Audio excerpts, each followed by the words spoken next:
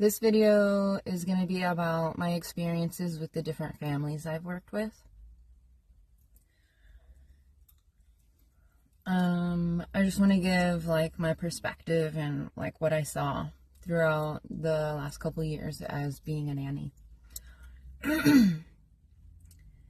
I decided to start with Audrey and Vivian's family.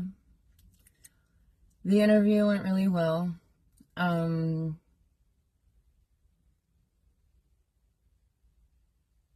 They seemed rather normal. We sat at the kitchen table until it was time for me to leave and I needed to use the restroom. I didn't really look around when I walked in. They kind of I saw the mess, but we instantly went to the table. There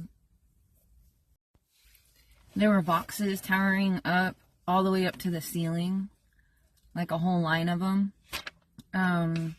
Just trash everywhere, food, cat shit, throw up. It was definitely what you would see on one of the worst case scenarios on a hoarder show. It was so gross. The bathroom was so disgusting. I did not want to use it. I had to pee so bad though. So anyways, the house was absolutely disgusting. The girls' bedrooms literally had a trail to get to the bed, but it wasn't. It was stuff, and then on the sides it was higher up stuff higher up. I don't know how to say it. Just their rooms were just filled with toys, old toys, and then new toys on top of the old toys. And when I say piles, I mean the floor was covered. Just covered. I had never seen anything like it in my life. Anyways, they're in the middle of a divorce. So I walked into a tornado, a literal worst case scenario family life. It was terrible. The main thing that was filling up the rooms, the girls' rooms, were toys. They had so many toys. Old toys, new toys. Just random pieces of toys. The wrappers that went to the toys. The food they ate that day. Years and years and years of shit just piled up. It was so gross. The bathroom was disgusting. I ended up cleaning the whole house, which took a long time to do before I would continue working there. It wasn't a part of the job detail. It was a house in hoarders for sure. I wish I had taken pictures of the before pictures. I took after pictures, but not before pictures or whatever. The divorce was initiated by the wife, but executed by the husband. The wife hadn't been working, so she didn't have money to get a lawyer, so I think that's why. And he ended up going and getting a lawyer and making it happen. When I got there, there was no alcohol in the house whatsoever, along with no food. Just again, absolutely disgusting. I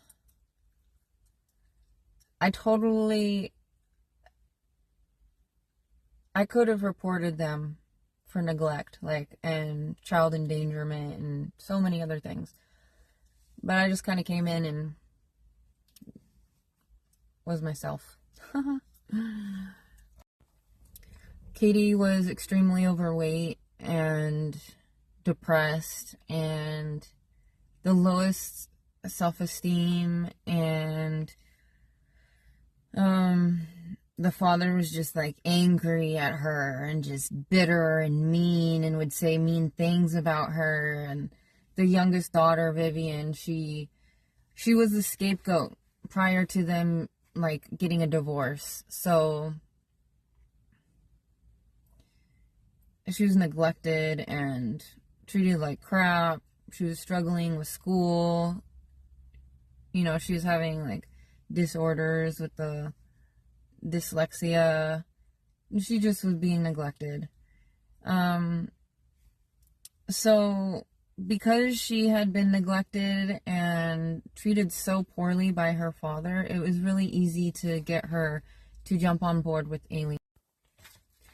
Vivian had tons of stories to tell that, like, maybe 3 days in, she was just, like, super excited to talk about.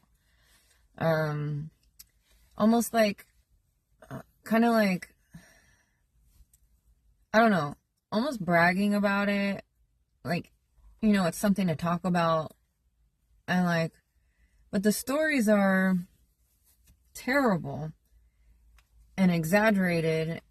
And it sounds like they're just now happening. Come to find out, it was like years ago, and they had moved past it, and all these things. The mom had like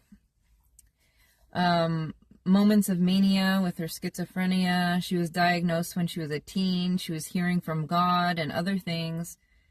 Her father also sexually assaulted her as a child. So Katie had really low self-esteem, and Steve had serious anger issues.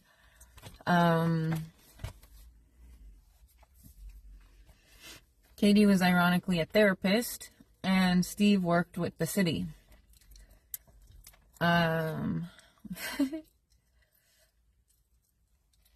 Katie had really low self-esteem, self-love deficit. Let's see. During the divorce, sleeping situations. During the divorce, Katie and Vivian slept together in Vivian's room, and then Audrey and Steve slept in the parents' bed. And so, I mean, there was an array of things that went off of that also. I believe I worked with them for a little over 2 years, so it took about a year before I saw, like, Steve's anger issues, like, in action. So it took a while, but as soon as he was comfortable to do it. I wasn't reactive or emotionally invested, like, you know, as a nanny, you're with them for a year or two, you're not there forever. So my ability to like detach is there. It has to be for me to stay healthy. Let's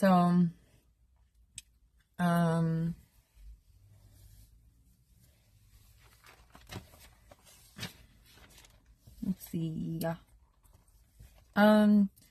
They also had phones. The girls had phones, and the mom wasn't allowed to have the passwords to the phones. So the dad was full-blown disordered when I got there. But slowly but surely, the mom also came into her. They became one. So you become just like your abuser.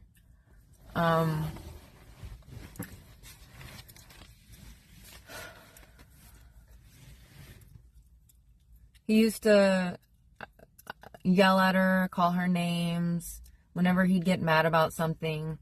She was his receptionist, his house cleaner, obviously the mother. He helped with the daughters. Like, he was a different type of father when it came to the girls. He was definitely more attached and willing to play his role as far as physically. The dad, in conversations, like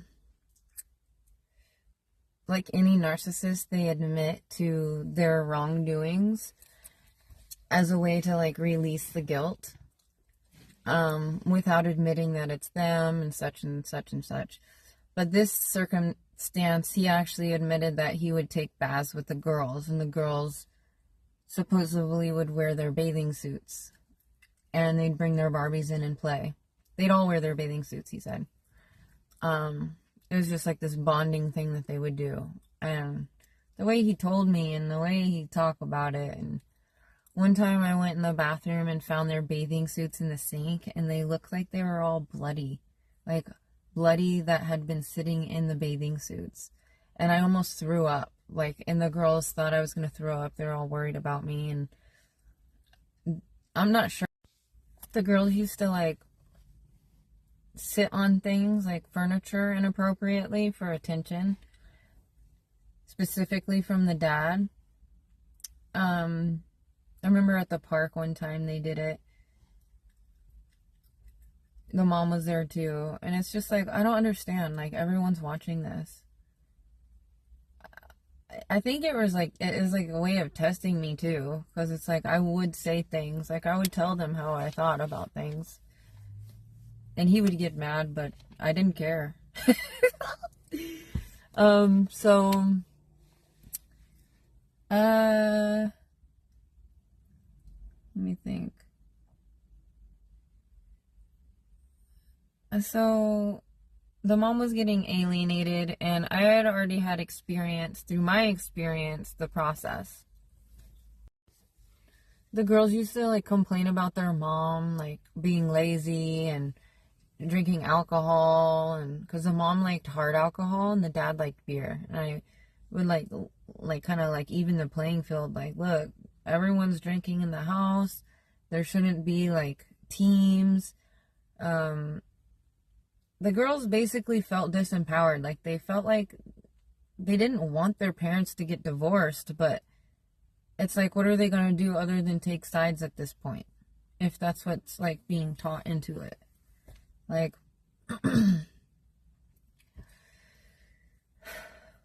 so they took sides.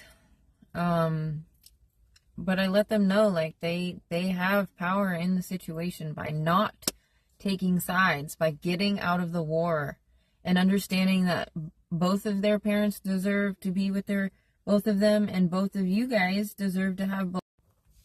So getting to know the family, I would ask questions like what time they would go to sleep, like the girls and stuff, because I would be the one to wake them up and get them ready for school. And, you know, if they were struggling, it was like, okay, what time are you guys waking up and stuff. When I first got there, also, they weren't bathing at all. Their hair was in like a rat's nest, like multiple, that I had to cut out and or wash out, and or it was terrible. So yeah, I got them on a bathing routine. I would, you know, bathe them in the morning. So I knew that they were at least bathing while I was there, you know. So yeah, they would be up really late with the dad. Vivian would go to sleep with the mom, but Audrey would be up really late with the dad watching TV, and he would be drinking. I know I'm kind of bouncing around, but another thing that I remember, these are all off the top of my head, kind of. So there was like a chair sitting next to where Audrey would sleep in the husband and wife's bed. And it was just awkwardly placed, like right next to where her head is, and I don't know. There's definitely an odd relationship going on with them. I have no doubt in my mind. And, you know, you don't have proof. There's nothing you could do. I did, like, say things to her to try to, like, let her know in her mind certain things, you know, along the way. But actually there's nothing that I could have done. Like, I didn't want them to be in fault. There's a whole timeline to everything, but, so over time, because the girls got out of the war, because they took themselves out of the war, because they no longer wanted to scapegoat their mom, they kind of got out of the psychosis of the war. It kind of infiltrated the divorce. And over time, Katie and Steven ended up, you know, mending things. Well, Steve actually went to Katie and was like, hey, I really don't want to get a divorce, blah, blah, blah, blah, blah. So they ended up getting back together, at which point they both started drinking heavily. over time, not right away. Slowly but surely, things went back to the way they were. So they ended up sleeping in the same bed and then bouncing back to the original sleeping. Just like Steven's anger issues that I saw about a year in, I saw Katie's behavior towards specifically Audrey, but the girls, towards them. Audrey specifically because of the relationship that he created, the husband created with her. She was definitely used as a means of like invoking jealousy and such in the wife.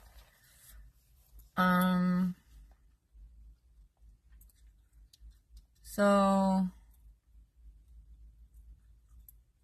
yeah, they ended up staying together, which you could say, who's to say if it's the better choice or, result than the opposite. But I know at that time, Katie would have gotten creamed in court. So I did what I did. If she had representation and she was prepared, it might have been a different route. So over time, there was resentment towards the husband from Katie on Katie's end, and as well towards her daughters. So it was making it really, really easy to alienate her. Like, the girls were at war with her. It was just terrible. It was terrible. This was soon after the finalizing in court with Jaden. Actually, I was going through it while I was working for them.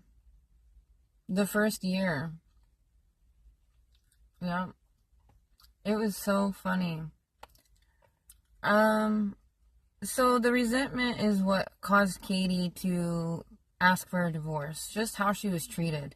Overall, the first half, like, she was a maid. She was just demeaned. Like, the whole... I couldn't imagine having my spouse call me names or, like, demean me or make fun of my appearance or any of those things. Like, ew. That's nasty work, dude.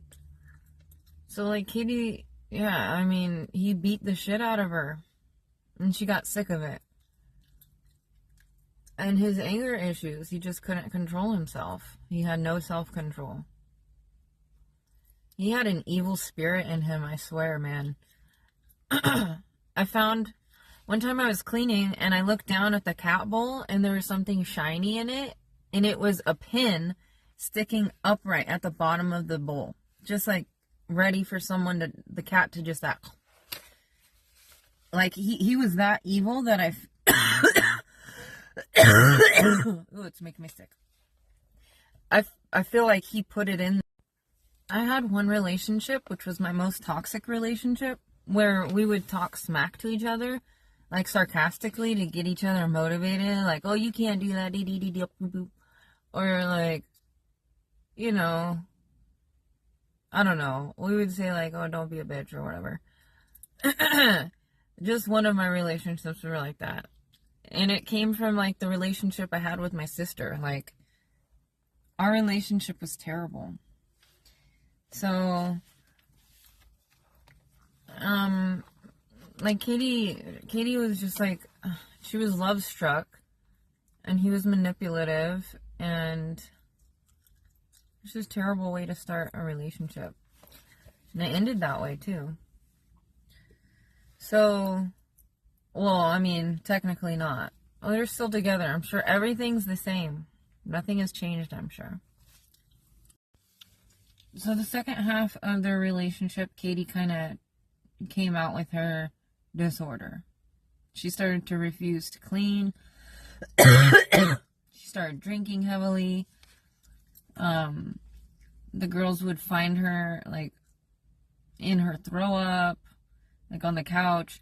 When I got there, there was, like, throw up all over the couch that they would sit on, but, like, on the side and, like, down on the floor. And it was so gross.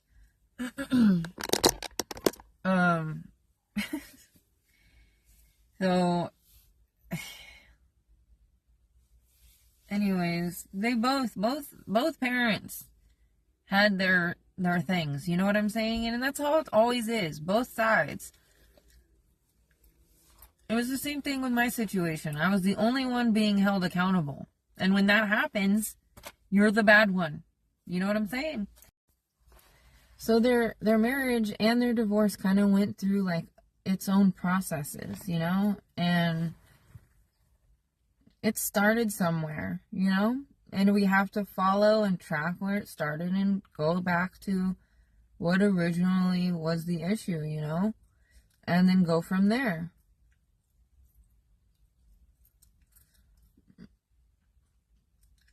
And it's the personality style type. It's just the selfishness, and, you know, they both had their disorder. You know, every home, it's like, it's not just one. It isn't. But one will definitely trigger one into it fast. And usually they're from the opposite ends of the spectrum. They get torn apart. There was an enmeshment with the children also, which takes the intimacy out of the relationship. You know?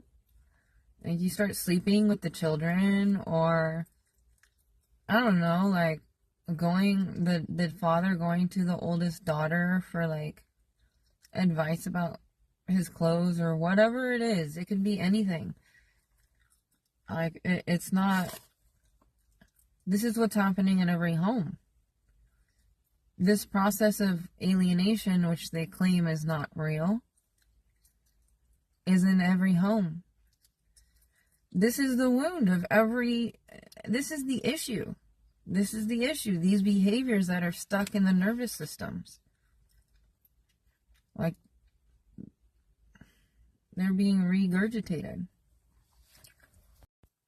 Like Steven's dad. His dad was like a demeaning, like, a soldier, like, father. Like, ew. And he would make fun of Steven's appearance and stuff like that. He was just super rude and mean to other people and strangers. This is like a personality style that the fathers copy, you know? And, like, you can hear... Like, when a guy is trying to be supportive to other men, or even, let's say, a woman, like, towards me, and it just sounds like, oh, I'm sorry, you're saying that I can't do it. Like, in the message, you're saying I can't, while in the same breath saying I can. Like, these communication styles and ways of getting, I don't know what the point of it is. Like, it's contradicting. This is running every home. Some men aren't this way towards their wives, but will be towards other women. So it looks like they're normal, you know. Which it actually ends up making the wives really insecure, because they go out making fun of other women they find attractive. I don't know, they can call them a whore or slur or whatever. Or... You know, they can be just jealous of them. It's just like... Anyways. So, I'm going to go ahead and go into the next family that I worked with. The little boy's name was Thomas. They were an older couple. She was 47. The dad was actually younger than her. So, he was like, I want to say like 40-ish. The dad's dad being gay after his parents split.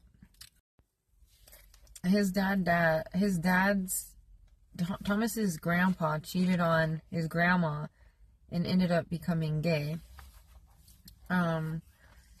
So there's almost a guarantee that that's why the dad of Thomas ended up, you know, touching him inappropriately and having inappropriate relations with his infant son, as well as the wife. The wife did too. And the grandmother. So, what does it say?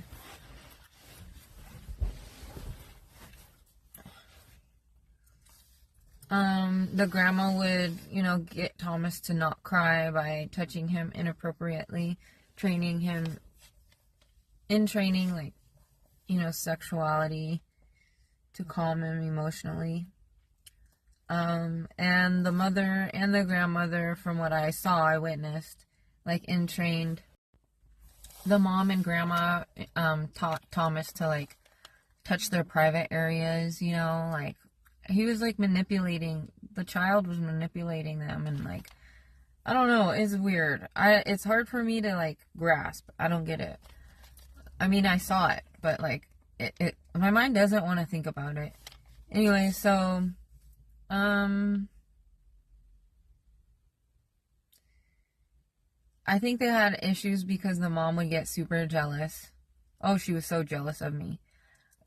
She would try to make fun of my looks to make me feel, like, bad, like, have low security in myself, and, the dad would flirt with men, like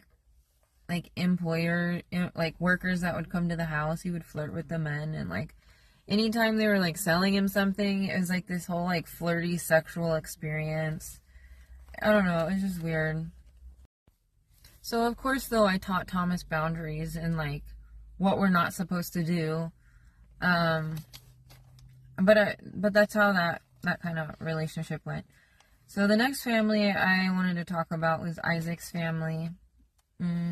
Leo, he was like 4. Isaac was about 1 when I started. I